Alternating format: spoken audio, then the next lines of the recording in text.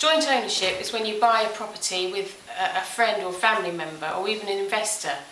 There are two types of joint ownerships. You can have joint tenancy or tenancy in common.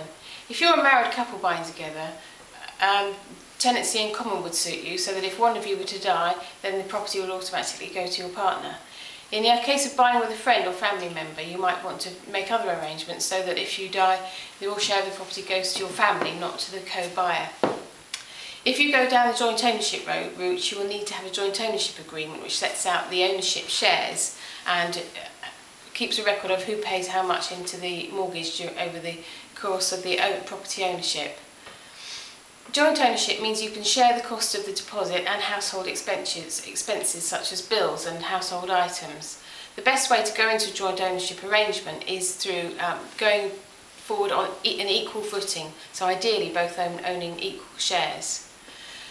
The difficulties of joint ownership can come when your personal circumstances changes, in which case you might need to make arrangements for if one person wants to move on or sell up, you'll need to have already arranged between you how that will be handled.